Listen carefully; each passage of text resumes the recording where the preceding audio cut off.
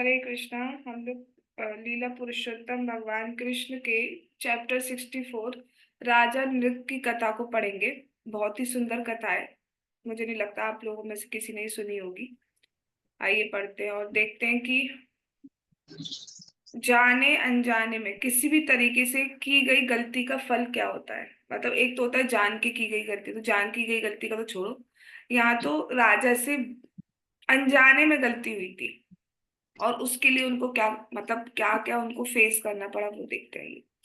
चलिए one by one पढ़ना start करेंगे। पढ़िए, अल्फाबेटिकली स्टार्ट कीजिए। हरे कृष्णा। हरे कृष्णा। एक बार श्री सांब श्री प्रभु ने प्रद्युम्न। प्रद्युम्न श्री चारुभानु भगवान श्री कृष्ण के परिवार के सदस्य और यदुवंश के राजकुमार श्री श्रीगत आदि द्वारका के समीप वन में विहार के लिए गए। विहार करते हुए वे सब अत्यंत प्यासे हो गए। अतएव वे वन में जल प्राप्ति का स्थान ढूंढने लगे। जब वे एक कुएं के समीप गए तो उन्होंने देखा कि उसमें जल नहीं था, अपितु कुएं में एक अद्भुत जीव था। यह एक विशालकाय छिपकली थी। इतने अद्भुत पशु को देखकर वे सब चकित रह गए।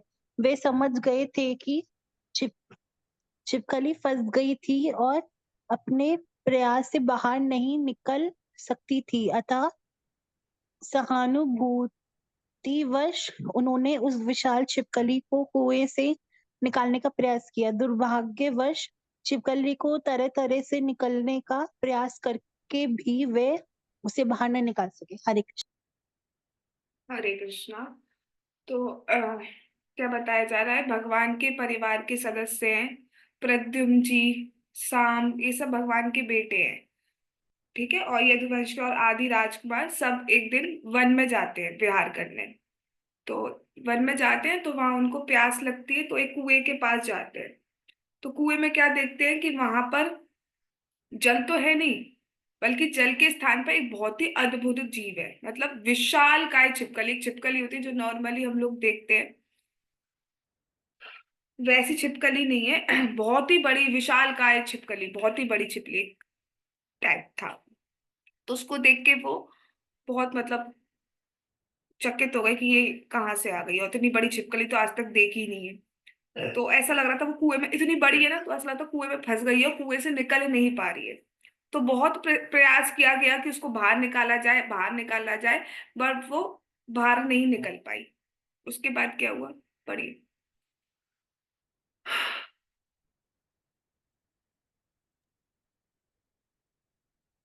जब राजकुमार घर लौटे तब उन्होंने अपनी कथा भगवान श्री कृष्ण के समक्ष सुनाई।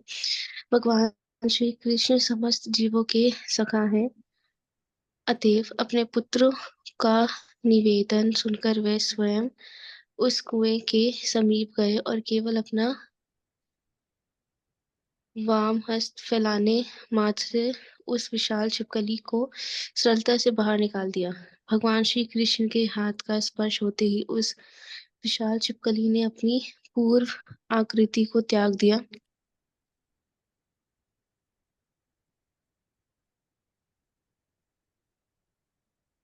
और वह स्वर्ग लोकवासी एक देवता के रूप में प्रकट हुई। उसके शरीर का वर्ण पिछले हुए पिघले हुए सोने के समान चमक रहा था।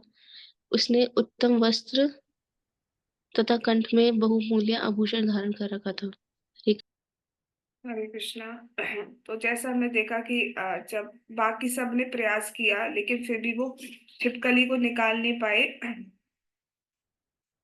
उसके बाद वो वापस जाते हैं और सारी जो भी कथा है, मतलब जो भी देखा उन्होंने, जो भी हुआ कि ऐसे ऐसे एक अद्भुत सा प्राणी छिपकली टाइप निकल नहीं पा रहा है, भगवान को बताया। तो भगवान स्वयं आते हैं वहां पर और सिर्फ अपना लेफ्ट हैंड से टच करते हैं उसको, छिपकली को। सिर्फ भगवान का टच करना हुआ, और वो जो थी वो छिपकली ने अपना शरीर त्याग दिया और एक स्वर्ग लोक के देवता के रूप में प्रकट हो गई, मतलब जो उसका रूप था ओरिजिनल उस रूप में प्रकट हो गई। तो यहाँ ये दिखाया जा रहा है कि भगवान का स्पर्श कितना कैसा होता है, मतलब सिर्फ स्पर्श मात्र से हम सारी जो अविद्या है, सारा जो अंधकार है उसको त्याग सकते हैं। भगवान का संपर्क हम कैसे भी करें, किसी भी तरीके से अगर हम भगवान के टच में हैं, चाहे वो कथा के माध्यम से हो, चाहे वो कीर्तन के माध्यम से हो, चाहे किसी भी तरीके से हो, चाहे हम दर्शन कर रहे हो, कुछ भी कर रहे हो, कोई और सेवा कर रहे हो, प्रैक्टिकल सेवा, तो उससे हमारी अविद्या दूर होती चली जाती है। तो जैसे ही भगवान ने टच किया, वो भी लेफ्ट हैंड से, तो वो एक देवता के रूप में प्रकट हुआ। अब आगे पढ़िए फिर क्या हुआ।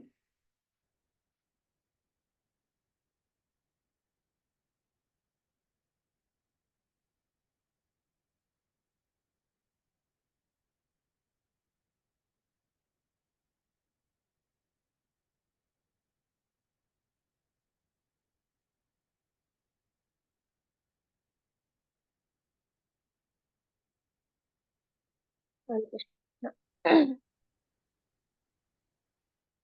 उस देवता को चिपकली का शरीर क्यों धारण करना पड़ा, यह बात भगवान श्री कृष्ण से छिपी नहीं थी।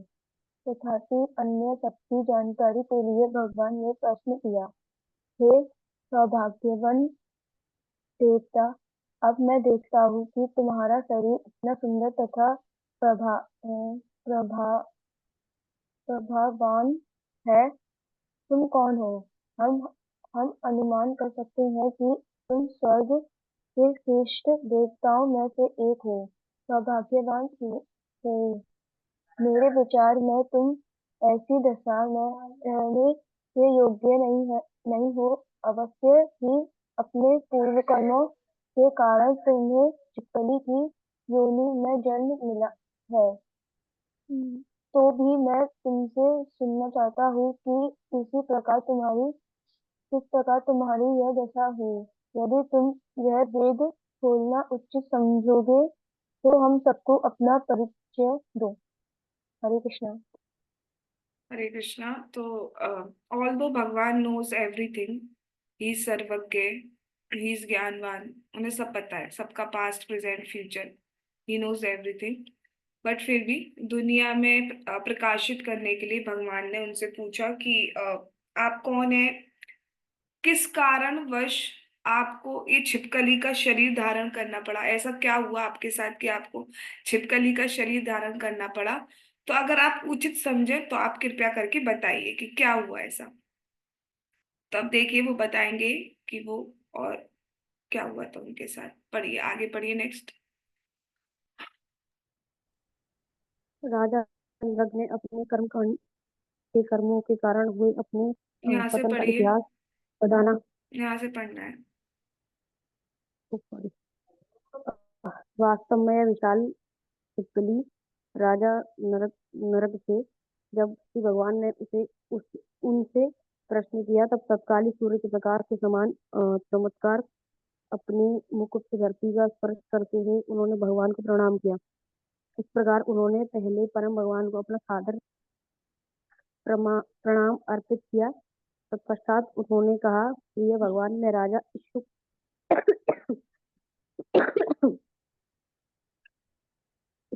इक्ष्वाकु का पुत्र राजा नृग हूँ। यदि अपने दानी पुरुषों का परिचय जानना चाहा हो तब निश्चय ही आपने मेरा नाम सुना होगा। श्री भगवान, आप साक्षी हैं। आपको जीवों के भूत भविष्य तथा वर्तमान के समस्त कर्मों का ज्ञान है। आपके साक्षात ज्ञान से कुछ भी गुप्त नहीं रह सकता है। फिर भी अब आपने मुझे अपना इतिहास बताने का आदेश दिया, अतएव मैं पूरी कथा कहूँ। तो यहाँ क्या बताया जा रहा है कि वो जो राजा, जो छिपकली थी, वास्तव में वो राजा नृग थे और ये बहुत बड़े दानी थे। तो वो कह रहे हैं भगवान से कि आपने अगर किसी दानियों की लिस्ट मंगवाई होगी, जब दानियों का नाम सुना होगा तो निश्चित रूप से राजा नृग का नाम जरूर सुना होगा। वो कह रहे हैं कि पहले तो भगवान को प्रणाम करते हैं। भगवान को अप्रोच करने का, भगवान से बात करने का तरीका यही है। किसी भी श्रेष्ठ व्यक्ति से बात की जाती है तो उसको पहले प्रणाम ही किया जाता है। उसके बाद कह रहे हैं ऑल दो आप सब कुछ जानते हैं, आप लिखा है ना, आप भूत भविष्य वर्तमान सब कुछ जानते हैं, भगवान को सब कुछ पता है, आपसे कुछ भी नहीं छुपा हुआ है, लिखा है ना, कुछ भी गुप्त नहीं है। लेकिन क्योंकि आपने मुझे आदेश दिया है, तो मैं आपको कथा सुनाऊंगा, ऑल दो आप सब कुछ जानते हैं कि मैं क्यों छिपकली बना। चलिए आगे पढ़िए।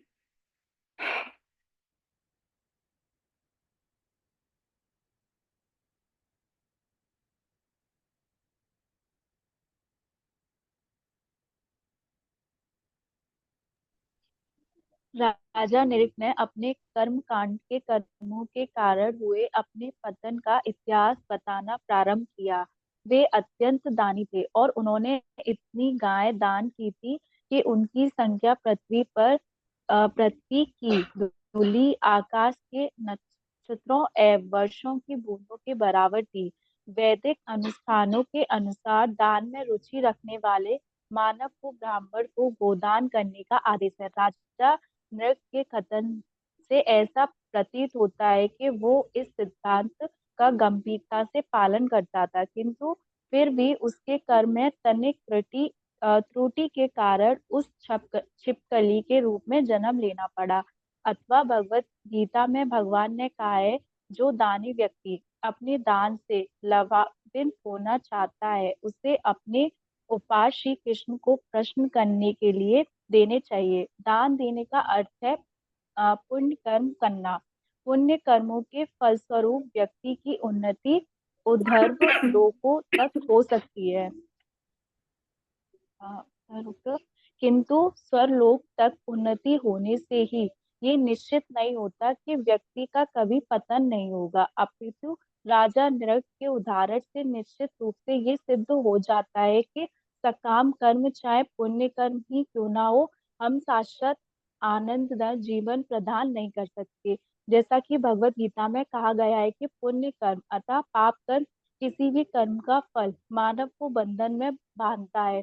कर्म फल के बंधन से व्यक्ति तभी मुक्त हो सकता है जब कर्म को श्री भगवान के यज्ञ की भांति संपत्तिता किया जाए। हरे कृष्ण। हरे कृष्णा। तो यहाँ पे क्या बात की जा रही है कि राजा नृग थे, अगर शास्त्रों की बात करें तो जिसपे धन हो, जो राजा हो, क्षत्रिय हो, उन्हें ब्राह्मणों को गाय दान में देनी चाहिए। तो अगर हम बात करें राजा नृग की, तो उन्होंने इतनी गाय दान में दी थी, इतनी गाय दान में दी थी, जैसे अगर हम काउंट करें पृथ्वी पर बारिश की बूंदें, मतलब दैट इज, मतलब वेरी हार्ड टू कैलकुलेट ना, next to impossible like that. तो इतनी नंबर काउंटिंग था, उन्होंने इतनी गाय दान की थी। तो शास्त्र के अकॉर्डिंग जो दान आदि करता है वो पुण्य माना जाता है और उसकी उच्च गति होती है। लेकिन फिर भी क्योंकि उन्होंने ऑल दो इतना दान किया, लेकिन एक थोड़ी सी उनसे गलती हो गई, जिसके कारण सोचिए आप छिपकली तक बनना पड़ा। भगवत गीता में भी कहा गया है कि जो दान है वो तीन टाइप के होते हैं, सतोगुणी, रजोगुणी और तमोगुणी दान। वास्तव में हमें दान कृष्ण की प्रसन्नता के लिए करना चाहिए, कृष्ण और वैष्णव भक्तों की प्रसन्नता के लिए करना चाहिए। हाँ, कोई जरूरतमंद है, उसे जरूरत है, तो हमें उसे देना चाहिए, उससे उसका भी अच्छा होता है और हमारा भी अच्छा होता है। बट सबसे सबसे बड़ा दान होता है कि आप ज्ञान का दान जब आप दूसरों को देते हैं, और भगवान की प्रसन्नता के लिए करिए। इंटेंशन मैटर्स करता है हर चीज में। अगर हम सोचें कि मैं ये कर दूं बट इससे मुझे अगले जन्म में अच्छा मिलेगा, ये इंटेंशन है, दैट इज मतलब वो पुण्य कर्म से रिलेटेड है। तो पुण्य से क्या होगा, अगर हम अच्छे काम करते हैं, अच्छे कर्म करते हैं, तो हमें पुण्य मिलता है, पुण्य से क्या होगा, हम स्वर्ग लोक तक चले जाएंगे। लेकिन जैसे हमारे पुण्य खत्म होंगे, हम स्वर्ग लोक से वापस पृथ्वी लोक पर आ जाते हैं। अगर हम बुरे कर्म करते हैं तो हम नरक में चले जाते हैं, वहां पे जब हमारा लेखा जोखा खत्म हो जाता है तो हम वापस से यहाँ पे आ जाते हैं। बट भक्ति के केस में ऐसा नहीं है, अगर हम भगवान को संतुष्ट करने के लिए करते हैं, भगवान को प्रसन्न करने के लिए करते हैं, तो पुण्य जो, वो पुण्य में काउंट नहीं होता है, वो पाप में काउंट नहीं होता है। वो भक्ति एक अलग ही है, जो आपको भगवान का साक्षात्कार कराने में, भगवान के धाम प्राप्त कराने में, भगवान का प्रेम प्राप्त कराने में हेल्प करता है। ठीक है, वो फिर वापस, और जब हम भगवान का प्रेम प्राप्त कर लेंगे, भगवान का धाम प्राप्त कर लेंगे, तो वहां से हमें वापस नहीं आना पड़ता है। अगर हम पुण्य भी करते हैं तो हमें वापस स्वर्ग लोक से आना पड़ता है। इसलिए कहा जा रहा है बहुत ध्यान से हमें करना चाहिए। कई बार हम ऐसे लोगों को दान दे देते हैं जो उसका मिस यूज करते हैं। जैसे आपने किसी को दान में दे दिया पैसा, हाँ, अब उसने फॉर एग्जाम्पल उस पैसे का ड्रिंक कर लिया। ये एग्जाम्पल मेरा नहीं है, ये प्रभु जी ने दिया था, वो एग्जाम्पल है। तो उसने ड्रिंक कर लिया, तो आप क्योंकि उसमें कंट्रीब्यूट कर गए जाने अनजाने में, तो उसका कुछ परसेंट आपको भी लगेगा। आप सोचते हो कि आप ड्रिंक ला के रख दिया, आपने पिया नहीं, लेकिन ला के रखने का कंट्रीब्यूशन भी आपको मिलेगा। क्योंकि किसी भी काम को करने वाला, उसको इंस्पायर करने वाला, उसकी किसी भी तरीके से सहायता करने वाला, सब उसमें इंक्लूड होते हैं। चलिए आगे क्या हुआ, पढ़िए।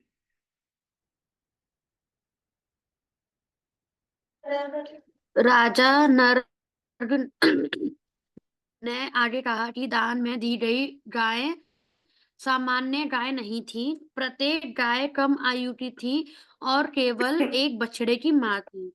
वे सभी अत्यंत शांत, स्वस्थ तथा दुर, दु, गाय दुधारू। थी। हाँ। प्रत्येक गाय दुधारू गाय थी।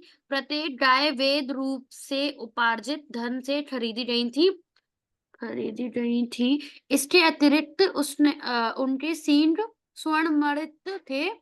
उनके घुरों पर चांदी मड़ी हुई थी और उनके ऊपर मोती तथा स्वर्ण हारों से कढ़ाई किए हुए रेशमी दुशाले डाले गए थे। राजा ने कहा कि बहुमूल्य वस्तुओं से अल अलक्रंत से गाय किसी ऐरे गैरे को नहीं दी गई थी, अपितु इन्हें प्रथम कोटि से ब्राह्मणों में वितरित किया गया था। इन ब्राह्मणों को राजा पहले से ही उत्तम वस्त्रों तथा स्वर्ण स्वर्णालंकारों से विभूषित करते थे।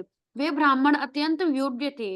वे समस्त्र नहीं थे वह और संपन्न। उनके परिवार के अच्छा, वे संपन्न नहीं थे और उनके परिवार के सदस्य सदैव जीवन की आवश्यकताओं से वंचित रहते थे। एक सच्चा ब्राह्मण क्षत्रियों अथवा वैश्यों के समान विलासी जीवन के लिए धन संग्रह नहीं करता है। उसे ज्ञात रहता है कि धन मन को जीवन से भौतिकतावादी पद की ओर मोड़ देता है।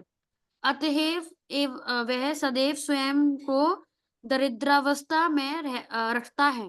इस प्रकार से जीवन व्यतीत करना प्रत्येक योग्य ब्राह्मण का प्रण होता है और ये सभी ब्राह्मणों भलीभांति इस प्रण का पालन कर रहे थे। वे वैदिक ज्ञान के विद्वान थे।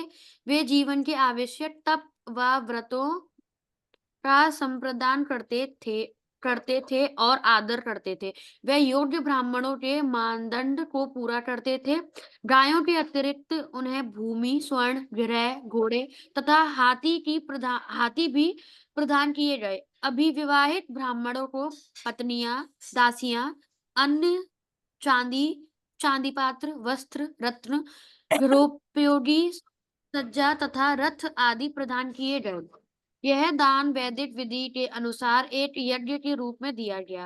राजा ने यह भी कहा कि उन्होंने न केवल ब्राह्मण को उपहार दिए थे, अपितु उन्होंने कुएं खुदवाने, मार्गों के किनारे वृक्षारोपण करवाने तथा राजमार्गों पर जलाशय बनवाने जैसे पुण्य कर्म भी किए थे। हरे कृष्ण। हरे कृष्णा। तो यहाँ पे पहली बात बताई जा रही है, ऐसा नहीं कि दान में भैया आप जो बिल्कुल गाय की स्थिति ऐसी है, मरने वाली गाय है, उसको दे दो दान में, तो वो अच्छा दान नहीं माना जाता है। ठीक है, जैसे प्रभु जी एक बार बता रहे थे, जब वो मैनेजर थे टेम्पल के, तो टेम्पल में करीब 100 बॉटल्स आई होंगी रूह अफ़ज़ा की। अब अब प्रभु जी को लगा भैया क्या हो गया, मतलब इतना ऐसा कौन दानवीर आ गया जो 100 की 100 बॉटल थी, तो देखा एक्सपायरी थी, तो ये दान दान नहीं माना जाएगा। आप किसी को दे रहे हो, बट ऐसा दे रहे हो कि एक्सपायरी डेट का है। तो अगर आप सोचो कि दान भी मैं कर लूं, पुण्य कर्म भी मुझे मिल जाए, लेकिन चीज अगर ऐसी क्वालिटी की दोगे तो वो अच्छा कंसीडर नहीं किया जाएगा, बट ऑब्वियस सी बात है। तो यहाँ पर बताया जा रहा है कि गाय कैसी दी है, बिल्कुल जो स्वस्थ है, जिनके बछड़े हैं, जो बिल्कुल दूध देती है उस टाइम, करेक्ट। और उसमें भी गायों को सजाया गया था, और जो उनके सींग थे वो सोने से सजाए गए थे, जो उनके खुर होते हैं उन पे चांदी लगाई गई थी, मोती ज्वेलरी पहने थे, रेशमी दुशाले पहने हुए थे। ठीक है। फिर दूसरी बात, पहली इंपॉर्टेंट बात कि दान कैसे दिया गया है, दान बहुत अच्छा दान, उच्च कोटि का। दूसरी बात यहाँ पर ये बताई जा रही है कि दान किसको दिया जा रहा है, जो योग्य है, ऐसा नहीं किसी को भी दे दिया, हाँ नहीं, जो योग्य उच्च कोटि के ब्राह्मण है। शास्त्र के अनुसार ब्राह्मण कौन होता है, अह,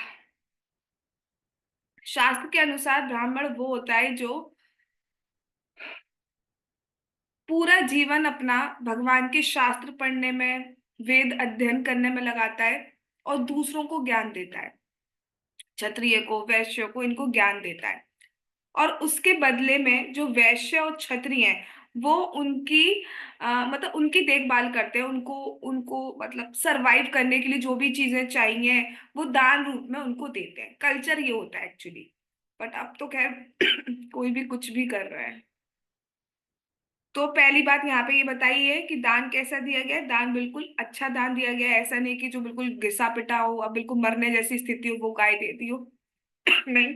दूसरी चीज, उच्च कोटि के, जो जिसको दान दिया जा रहा है वो भी सही होना चाहिए, ऐसा नहीं किसी को भी दे दें दान, क्योंकि as I said you earlier कि उसका भी कुछ परसेंट हमारे पास जाता है, 1/6%। तो योग्य ब्राह्मण को दिया गया। उसके बाद बता रहे हैं कि सिर्फ ब्राह्मणों को ही नहीं दिया गया, जन सामान्य के लिए भी कल्याण की कई कई व्यवस्थाएं की गई, जैसे कुएं खुदवाए गए थे, पेड़ लगाए गए, हाँ, और जलाशय बनाए गए पीने के लिए, ये सारे काम भी किए।